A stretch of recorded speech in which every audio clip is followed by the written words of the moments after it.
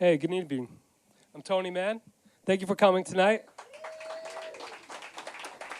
And we have a really cool guest tonight, Walter Schreifels from Dead Heavens, among other cool bands he's played with. I'd like to thank Coney Island Baby for their hospitality. And I'd like to introduce you now to author and filmmaker Stephen Blush.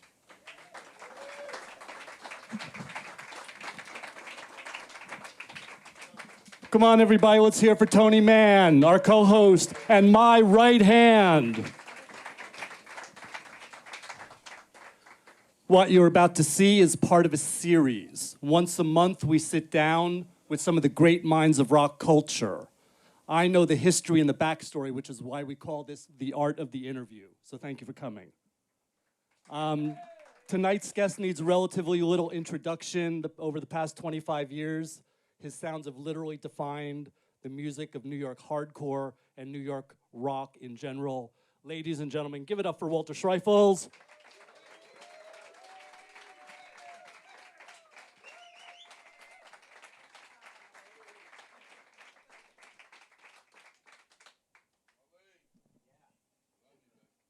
Yo, here's your microphone.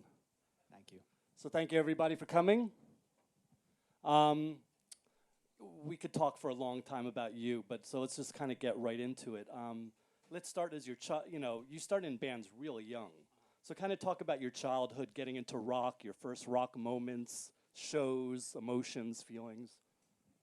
I was just thinking I missed therapy. I was just thinking of my first early things were in Rockaway, playing in just basements, I think pretty typical. Like, we had a band called The Rodents, and we would write songs about people in our class that we wanted to make fun of. And then eventually, I guess the chain of events got to where I was in Gorilla Biscuits, and then we got to play CBGBs, and I just remember not being able to sleep the night before, and just thinking of how scary it would be to actually be on the stage, and at the same time very exciting. And those are the big ones. And then after that, it was all kind of just whatever. It's a blur. Right. Yeah, I wanted to talk about some of that early stuff. Like, well, first of all, I remember coming up at the late 70s, there were these pills with 714 on them. Right, yeah. And they were really big, and that's why you use the name Gorilla Biscuits, Yes. of course. Yes. Which, of course, was great for a straight edge band. But just kind of talk about, you guys, Gorilla Biscuits was amongst the first bands that was kind of raised on, the first generation kind of raised on Minor Threat and SSD. So kind of talk about the promise and the influence and the inspiration of those bands and straight edge, and as it played into you as well. Well, initially we were into Descendants and Minor Threat, but I think there was a more punk side of it because I mean the name Gorilla Biscuits, like Siv the singer was just talking about drugs that he had sold, and that one came up. It's like, oh, that's the name of the band right there. That's a good one. So it was kind of silly and fun, in that way. So it wasn't really, although, I was a fan of Minor Threat, I was a fan of so many other things. But I think as the hardcore scene in New York started to get more aggressive and we wanted to be a part of that more, I think we moved over towards, SSD and trying to be more connected to that and less connected to the melodic punk, which but I think that's still kind of spirit stay with the band, which made it more, set us apart somewhat. You're talking about CBGBs, which of course the matinees are kind of key to the whole thing. Now, I guess it's your second matinee that gets the shows shut down there. And, I was just gonna also say, it's like some of those shows were pretty ultra violent to begin with, so it must have really been something to actually for your show to help shut it down. Yeah. I can remember being at an AF show at CB's, like, it was a very formative show where I was just underneath all these people. And just, if you ever, when you're at the beach, and I grew up in Rockaway, so there'd be like hurricane waves would come in, and you just get knocked under, and you'd be in the whitewash, and you'd just be like, oh my God, I could drown or die, but you just gotta chill to get out of it. Like, that's how I was, like, in the pit at CB's in AF. Like, I want to see my mom again. And just being in this thing and just being like, don't fight it, just go with it. And just kind of like, go backwards, find the edge. And then getting out to the side and be like, okay, I'm not going in again right now. But the show that we did that, like, shut down, so this was for if you know, the things in New York hardcore that are, to the people that were there, are so, like, powerful in our imaginations because, you know, we were teenagers and this was like CBGBs, and we had a sense of it being what it was, you know what I mean? We knew that all music had and culture had been so affected, and for some reason this amazing club was forgotten, and we got to be the main thing, at least in our minds, you know what I mean?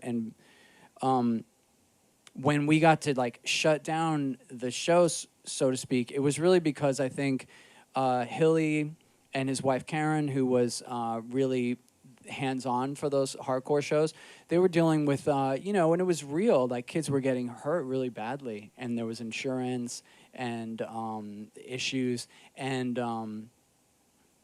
so at our show, you know, it was just part of our, you know, asshole way to just be like, not, like, what do you want us to do? You know, we were going to have stage diving, and it represented, you know, so Karen was just pissed at that. And it ultimately didn't shut it down. It just got us banned, you know. And then after that, there's a short time where you're playing bass with Warzone.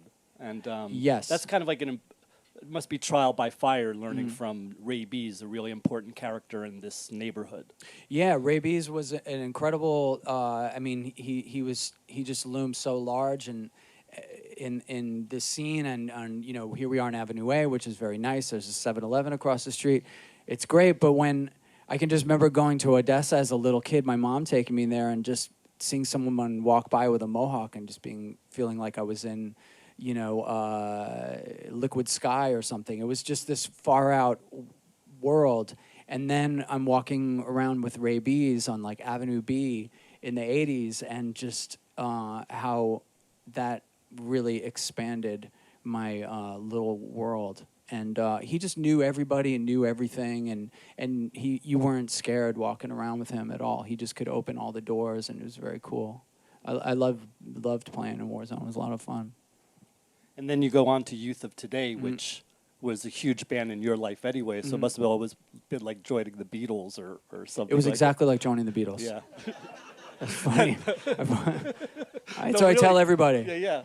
It was like a huge moment, no doubt. Yeah. And they... And but I it was came like in a as the cute one. Right. But it was also like a very strange part of that band's history, because they had broken up, and then they're like back together, and you're touring with the Adolescents, I think, if I remember correctly. Oh, that was fantastic. Yeah. Right. And so not just your memories of that band, but also being in definitely like the most intense pro-straight edge, pro-Krishna, anti-heavy metal band like ever, right? I mean, that was I like think that maybe would be the way that it would be seen in some way, but I think that's really just because it was in contrast to the sort of...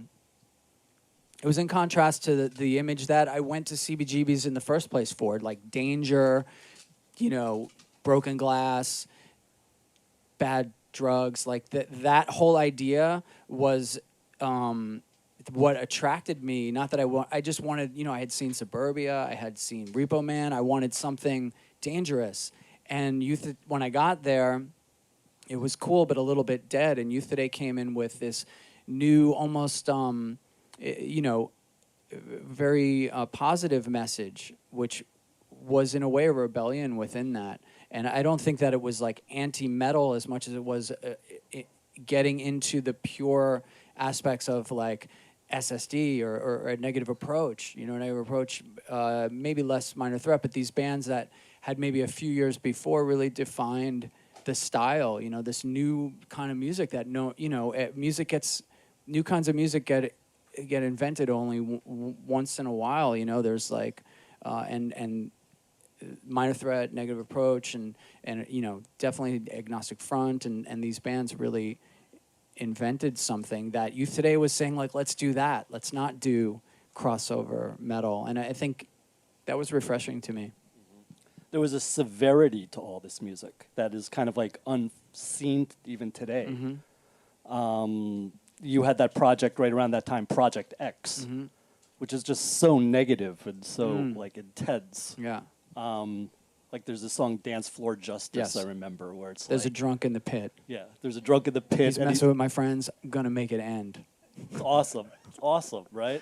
So severe, like It was just more parody, I think. To be honest, like parodying our own story. You know what I mean? Because that's how I perceived it. Because in truth, you know, I didn't have anything against people that drank. You know, one of my favorite bands was Murphy's Law, who were the embodiment of drinking and smoking weed. I didn't do that at that time because I was just into this other trip, but it didn't make the things that I was into before not cool. So the idea of doing something that is to the ultimate extreme in the way it looks, in the way that it sounds, in the name of it, and all that kind of thing, is something that I was attracted to from a young age. You know, you see the Ramones; they look the same. They're called the Ramones. It sounds like that. It's just cool. So here's a band that is called Project X.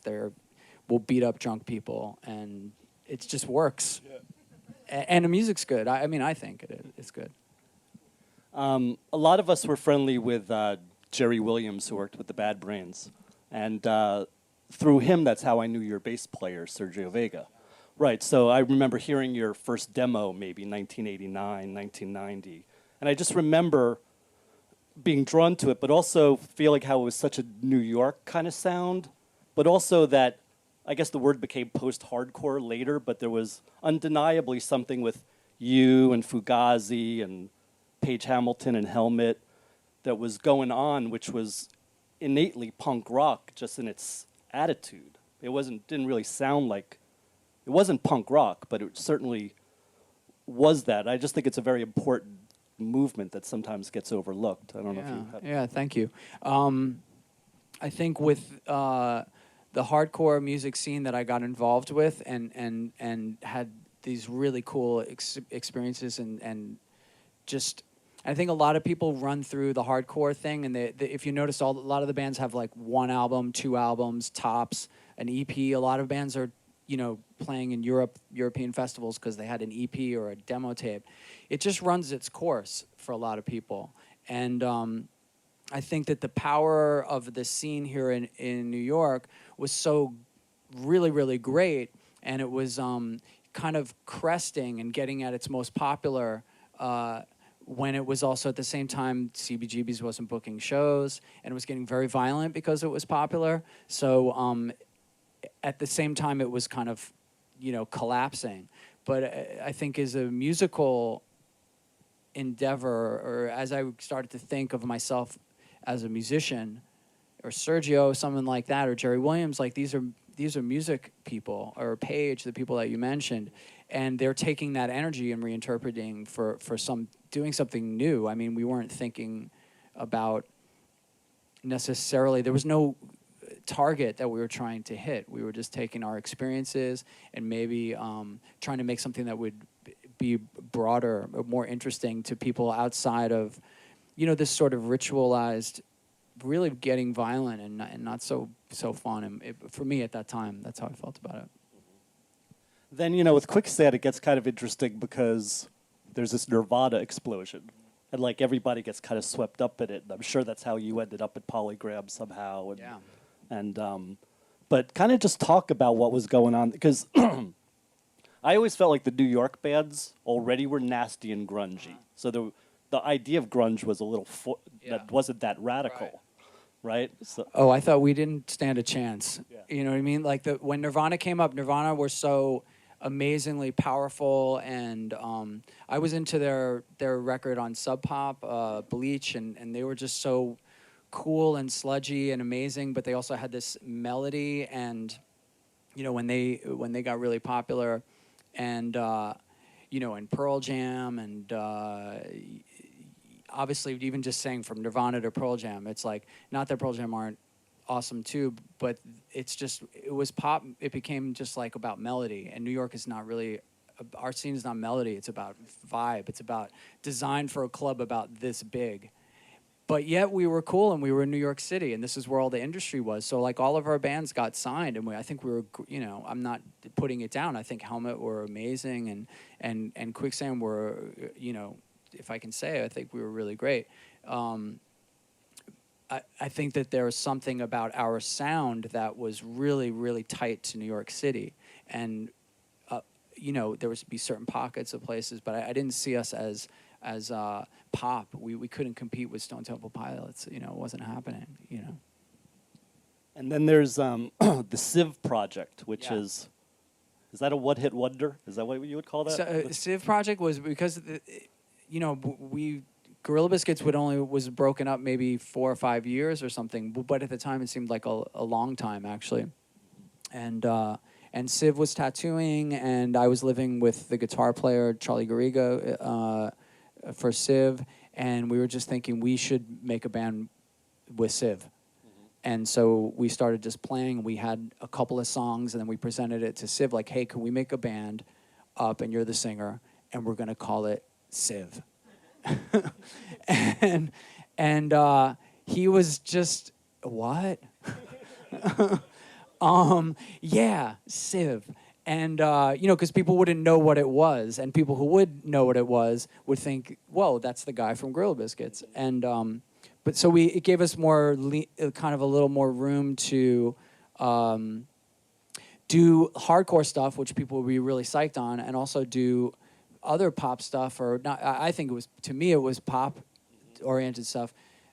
You know, maybe from that initial idea of what Gorilla Biscuits would be. You know, the more punky, poppy, and get away with it without having to bring Gorilla Biscuits back. You know, really. And so it worked out really great. Our friend of ours, we had these 2 songs, and a friend of ours from Jackson Heights, he wanted to make videos, and he had this great idea. At that time, there was this whole talk show thing was happening with Ricky Lake, and homeboy, he's still doing, the poor guy. What's his name? No, Marcos is fine. I'm trying to think of the Jerry Springer.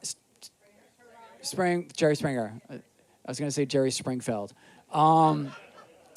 He, you know, that was just like this insane thing that everyone was hyping on. And then he came up with this great concept. And so we made the video ourselves. We recorded the song ourselves. And I don't know, I presented it to somebody. And then we got a record deal on Atlantic Records. And that happened very quickly. It was really cool. Because it kind of started with a lot of punk credibility, even though this is kind of the start of, I guess, what they call the mall punk era. Yeah. You know, you're doing a single. Your single is the first single is the cover of Kraut, All Twisted. Yes. Yeah. Well, I mean, we were right. So big it's fans. like kind of true to the whole I mean, thing. it was we were having fun and doing. I think the record still holds up really well. Actually, I'm proud of it. Now you wrote all those songs basically, and also Gorilla Biscuits. You wrote all those songs, like the demos you singing. It's like a one-man band, and hardcore is like a collaborative thing usually. And you know what you're doing is almost like where, you know, Brian Wilson or Prince or, you know, somebody like that who's Pretty much. not Like a combination of the two. I wouldn't weigh heavily on one or the other. It's like. But it is like kind of unusual, you know, that's one reason I want to have you here too, because I kind of see like you subsume your personality a lot in these projects, which is kind of usually what smart people do. They kind of like subsume their personality, like they bury it like a little bit, like, I don't know, you know, like whatever, David Bowie Tin Machine, let's say. I'm not putting you on that level, but I'm just saying that it's like just where you're going with it. Yeah, well, you could go there for sure. I think that. But I think it says a lot as an artist to be able to like put yourself under.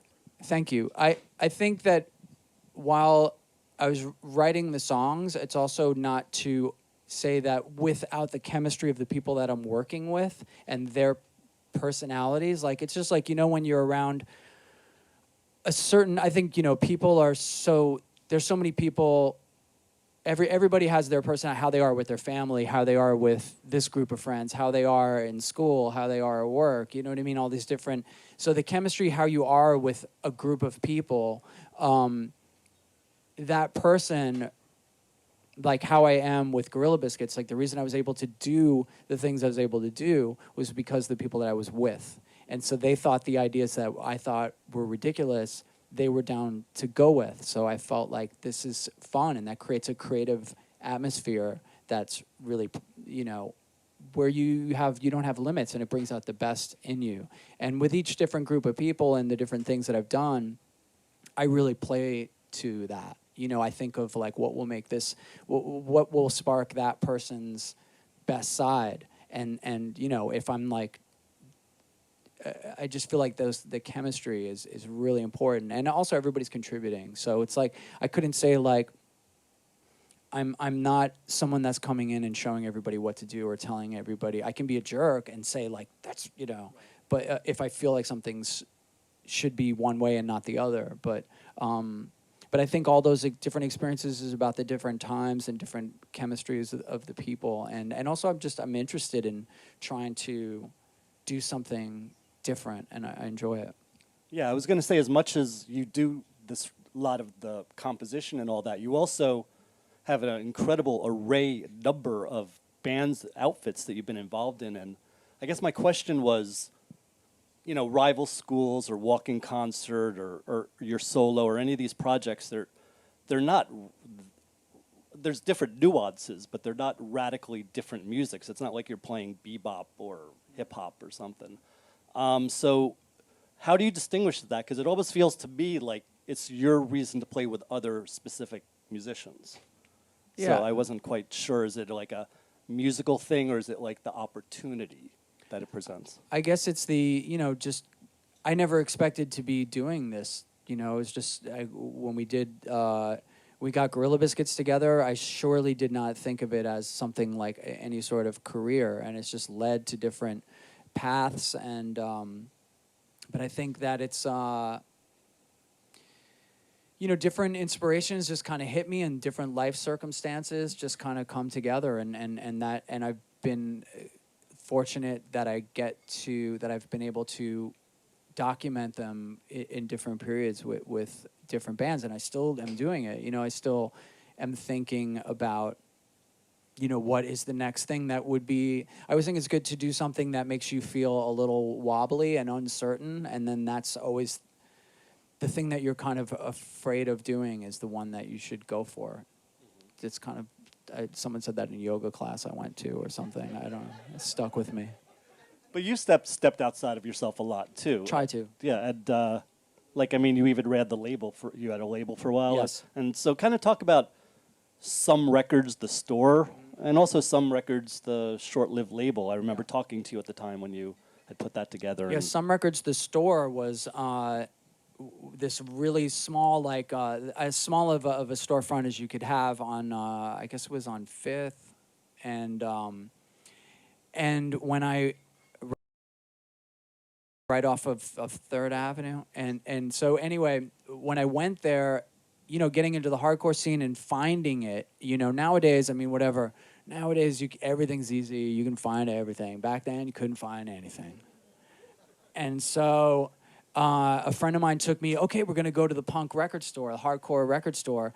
It's going to be so amazing. There's going to be punks there. And instead, it's this kind of like indie rock, kind of Thurston Moore looking guy with like 2 racks of records in this teeny, teeny space. And it's called Some Records. So it's like this the most generic thing ever. And it was, you know, I was just expecting something more. And, but within those 2 racks of records were these, just any one of them could have changed your life. You know, any one of the 100 records he had on offer. You know, I often think, like, I wish I had gotten into the Cramps earlier. You know, like, if I just bought the Cramps record instead of, the Suicidal Tendencies record, I would be a different person. But Suicidal Tendencies just seem crazier. And that was this small space that we got to go in. So anyway, when we, eventually they got a little bit bigger, and they kind of merged with a store that 99X, which sold Doc Martens and Fred Perry's, and anyway, it's great. But when a couple friends of mine, Sam Siegler, who played in Civ and played in Judge and a bunch of bands, Youth Today, and a friend of ours, Matt Pincus, who also played in Judge, wanted to start a record label. And so we were thinking of what would be a cool name for it. And so we asked Dwayne, who was the indie rock Thurston Moore looking dude, and he said, yeah, that's great. So Some is such a solid name. I think Matt still owns the URL, which is like gold. Yeah. But anyway, getting into the record business ourselves, I don't know that we were... I love all the bands, and we had so much fun doing it. I remember actually when this was Brownies, having a meeting with Interpol before anybody wanted to sign them. And they were just kicking out their first drummer, and shit got weird. But they were way too smart to sign with us. But anyway, we were interested in the music that we liked, but in the course of it, Taking Back Sunday, we were like, I don't feel it. We're into Eric Mingus's album. And who else? Thursday, I don't get it. We're getting all these amazing bands that went on to do this other amazing things, but we did get Aerotype 11, we did get 6 Going on 7, we got J Majesty, and it's no discredit to those other bands that are so awesome, and I'm friends with all of them, but we were looking to do something different and sort of unexpected, and it was a lot of fun. I don't know. I also want to talk about work ethic because that's a lot about what we're talking about here. That's why there's so many records, so many bands, which is a very Queens, outer borough kind of aesthetic, and a very hardcore aesthetic too. I mean, rock and roll, punk rock, that's kind of lazy. Hardcore was hard and industrious and DIY. And so kind of talk about how that approach that you learned. I often talk about the ethic of, it comes from two places. It comes from your family and it comes from the hardcore scene. I think that's a good point. I think that the New York hardcore scene, like the biggest, people don't know, but I think it's not where I grew up in. I grew up in Rockaway, but when I moved to Astoria and lived in Jackson Heights, like that's really the heart of New York hardcore. There was people that lived in the Lower East Side, and there's lots of people from Manhattan, but I mean, so much of it came from Queens. And, when I was going to high school in Long Island City High School, there would be like communist people trying to recruit high school students there. Like, it was working class people, salt of the earth. That's what Astoria and Jackson Heights was, and now it's probably changed to some degree, of course, but that's that work ethic and that sort of no bullshit, hardcore reality ethos is, pretension was not a thing that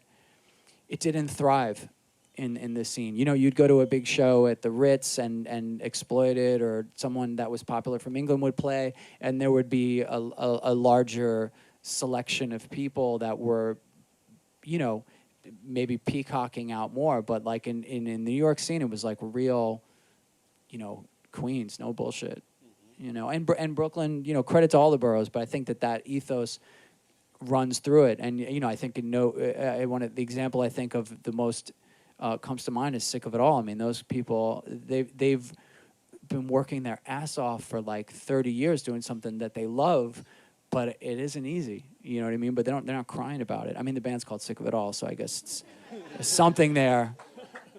But you know what I mean? I guess a lot of, working class people could relate to that idea. Mm-hmm. We could talk for a long time, but I'm going to start wrapping it up. And by the way, we're going to take a few questions. You'll stand over there, walk over, and ask a question in a little while if you dare. But I just kind of want to talk about music today because you're still really active. Dead Heavens is a hot band, and I just want your impressions of music today. I mean, to me, what I see is like while the mainstream is like atrocious, there is like a vibrant something bubbling under. Maybe I don't know if you share that feeling, but that's kind of, it seems a little more exciting than it was maybe 5-10 years ago, let's say. Yeah, I would say to cast it in a positive light, I think that there's a lot of, I think there was a time when it would be, people were trying to make it to the top, right? And I think nowadays, people are just want to have a really cool party and make something fun for their little group of people. And I think that creates the possibility, it takes the pressure off, you know what I mean? I mean, of course, there's still this like industry idea, but I think that's been kind of taken off the table. And so I think people are doing more wild stuff. And there's definitely, I find that refreshing. And I think there's so much to choose from that's new, that would make you know, of course, like it's not going to last necessarily because people are off and on to the next thing. But when you think about, you know, again, I'm thinking of the Ramones, like the things that inspired them were these songs from the 1960s that were just cool and fast and then gone. You know, it was like, you know, Question Mark and the Mysterians, like, you don't need to buy their third album. It's like 96 Tears and we're good. Yeah. You know, and everybody's happy for like generations. That song will make people psyched in 100 years. They won't have a choice. And so I think nowadays people can more just have that one moment, and if they have a little extra oomph, then they can go to the next thing. But I think it requires, yeah, you know, you need to have that work ethic, and you have to be into it on a bunch of different levels, you know, and, you know, you have to be cut out for it, and you have to really enjoy it, or it gets old fast, you know. But I'm kind of up on it, you know.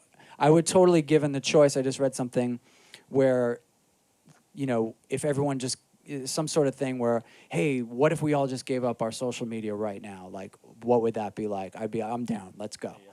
But things being what they are, you know, let's make the most of it and just really freak out and take chances. And all right, right on. yeah. Thank you.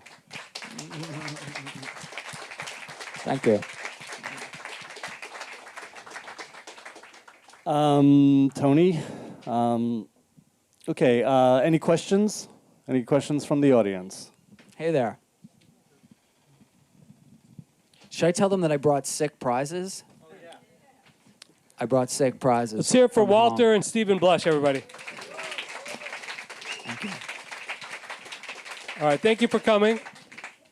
Does anyone have a question for Walter? He has some pretty cool prizes. You, sir, come on up. It's like hey, what's Wonderama. your name? Franz. Right on, Franz. What's your question? It's Frank, like Z in the end. Anyway, no, I just finished reading Roger's book from Agnostic Front, and well, I read a couple of other books, and I'm now close to my 40s. So I was thinking about, like, how do you feel about, like, the whole, like, historization of hardcore, New York hardcore and special, since, like, there's been so many books coming out, like, movies coming out.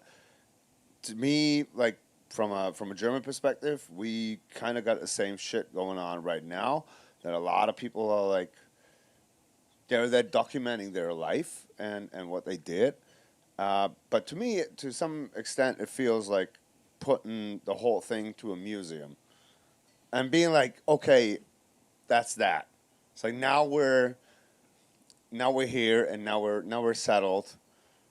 That's that. It's like it's part of history. Like it's over, right? Yeah, like it's over, and of course it isn't. I mean, of course, like if you look at Agnostic Front or you, for example, I mean, you're still active, you're still in the scene, you're still doing bands and stuff. How do you feel about, like, the whole, like, getting that? Yeah, to some extent, it feels like some people try to, like, nah, it's over. I get you. Thank you. Yeah, thanks. Yeah, I guess, you know, with the available, you know, at some point further back in time, it would be too expensive to document all this crap. And now it's just like, you can just do it. And again, it kind of maybe goes back to what the last point is like, okay, yes, I totally agree with you. Like, my idea of what things were like, I mean, I went to some shows that certain people would think, that's amazing, you went to that show. And when I was going to that show, it's like thinking, shit, I missed the cool shows. You know what I mean? So, I think it has to do with your youth and all these kind of things, like what you perceive as being the cool time. And there is definitely so much to everything. Everybody's got a documentary, but what are we going to do? This is the time. We're documenting every freaking moment of our lives. This is just our culture. I'm down to quit if everyone else is, but if everyone's doing it, I'm not going to miss out. I'll watch some of it if I'm flipping around YouTube. Shit works out. I'm like, documentary of German hardcore. You got some subtitles. I'll watch it. Thank you. Good answer. And stick around later. We'll have a cool prize. I feel like the prizes should be presented because they're pretty dope. I brought them from my house and they're cool. They are dope. Yeah. Anyone else have a question for Walter? Anybody else? Come on up here, sir. Sorry. Take your time, too. I'd like to take a moment to thank Goody Girl Cookies for providing some Shira, thank yummy you. snacks. And I would like to take a They are moment to delicious. tell everybody, please go to the show in Tompkins Square Park on the 29th. There's going to be a benefit for our friend Jimmy Gestapo, Jim Strescher from Murphy's Law. He's touched all of our lives. Let's go support the guy. Come on, all right? It's a free show. Drew Stone and some other cool people are putting this on. There's great. Oh, they could only get the Mighty Mighty Boss Tone, so whatever. We'll make do. And some other great bands. So please attend. It's free, okay? Support New York hardcore. This is New York. All right. What's your name, sir? My name's Robert.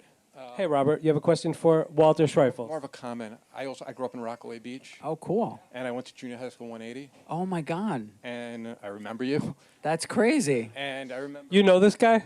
Not yet.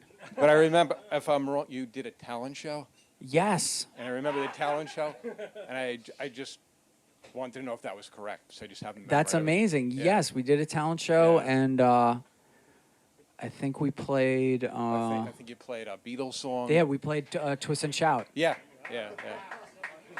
Isley Brothers, whatever.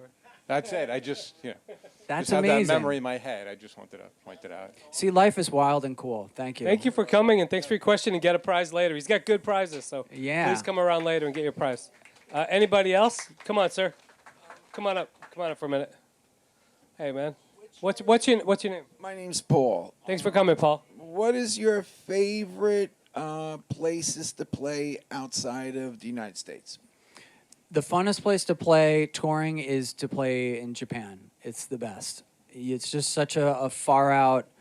It's so safe and so just crazy and just on 10. And yet just it's not like you could go someplace that's on 10 and you'd feel danger. There you don't feel any danger. And the other thing about Japanese people and culture, just it's so on them to look out for you. So as a guest, it's just it's just regs for them to like, you're not going to pay for stuff. They're going to look out for you. They're going to take you to the cool place. And that's why I love it the most. Funny enough, you were talking about how you wanted to embrace that danger, and your favorite country is the least dangerous of them all. I've grown wiser. He brings the danger. I'm not looking for that. Yeah, I mean, it's I understand yeah. where you're coming from. I just thought it was a little ironic. Yeah, I mean, as a good kid, question. you want to push boundaries. You want to see what's up, and as an adult, I'm cool with just having a nice time with my friends Very good. in Japan. You know, that's Arigato. Thank you for the question. How about you, sir? Come on up. Thank you for coming. What's your name, sir? Real sweet and real short. I feel personally that there's been someone left out on this. You mentioned them right at the beginning, Jerry Williams. When's Yeah. the documentary going to be done on him? All right, let's hear it for Jerry Williams. Yeah, We're right next to 171A right now. yeah, He's a very good friend of ours. Yeah. Right on. That's right. that's crazy. Yeah, Jerry. He's huge. I think he's felt throughout. He's just so iconic. When we were coming up, he was the guy that had seen it and done it, and he just had such a cool vibe. And his work with the Bad Brains is just lives on and it will inspire forever. I mean, that's just you. For me, like when we formed Voltron, he was the head. Right on. He's the head of a Voltron. He's that level. Me, I saw it. Yeah. We formed Voltron, he was the head. He was something else, man. I think people know he definitely. If we're making documentaries, I watch that one. I'd like to say something about Jerry Williams. I went to the Rock and Roll Hall of Fame induction of the Beastie Boys in Cleveland, Ohio, with the Glory Jones from T-Rex. They had a night from her, and we're waiting there, and the Beastie Boys are getting inducted. One of the members, as we know, passed away, and that's right when he was very sick in the hospital. And it's like they're going on and on about Rick Rubin, and this is an arena, 9,000 people, and I yelled out Jerry Williams, and they started crying, and they had to talk about Jerry Williams. So let's give it up for Jerry Williams, man. Right on, rock and roll. Very cool. Rock and roll. Thank you for your question. Anybody else? We have one more thing. Come on up. What's your name? What's going on? Colin. How's it going? Hey, Colin. So, question maybe controversial. A couple questions about one subject. Walter sings the hits, the bootleg. How did that come out? How are you? What did you think about it when it came out? And is there a chance in hell we'll see a live Walter Sings the Hits? Oh wow, that's a cool question. The Walter Sings the Hits was when we were doing the Gorilla Biscuit album Start Today. I was booked on a tour with Youth Today to go to Europe. So we had finished the music and wanted to keep it on schedule. So normally I would work with Civ and be there in the studio, but I wasn't going to be able to do that. So to kind of get the vocal ideas across for him to do it when I wasn't there, I just did like a one-take pass on the whole album and, holding the lyric sheets and just ran it. And that cassette tape was just within the band, and I don't know how it got out beyond the band. It's like the Jerky Boys. It's like a Jerky Boys thing. And then eventually it was bootlegged, and I found out a couple years ago. And when the bootleg came out, I think my feeling with bootlegs is because people were giving me compliments about it and saying it was good, then I didn't really have a problem with it. I thought it was great. I'd love to see it live. Thank you. Yeah. And it was interesting. Some years ago, a few years ago, Steve Aoki confessed that he was the one that had bootlegged it. And Kid Millionaire. Yeah. Well, it was kind of interesting for him to confess to it because of the other bootlegs, he's the only guy that's confessed to bootlegging us. Yeah. But thank you. That's cool. Thank you for your question. Thank you, sir. And I have one question for Yeah. you. I would like to know, how did Dead Heavens come to be? How did it form? Because I've played in a lot of bands and recordings with Paul Kostabi, and all of a sudden he's like, I'm in this band, and he was really happy because it's like, it's not my band. I'm just in there. I could leave. And so tell me about that. Paul Kostabi is a great artist and guitar player, and he's a New York fixture. And he's just done. Google him. He's an amazing painter and musician. And I was looking to do some new just solo material, and I was playing with a couple of guys, and one of them was friends with Paul through Cults, and so he recorded some demos with us, and I just figured after we recorded the demos, like, Paul's such a badass guitar player, and he's got such great vibe. Like, why don't we just get him? And the band will be cooler. Good call. And that was it. I've been doing this for a while. Yeah. Excellent. Excellent. I love the band. Excellent. Thank you. All right. Well, thank you. Let's hear it for Walter Schreifels. Come on, Thank you all man. very much. And Thanks, Stephen Steve. Blush.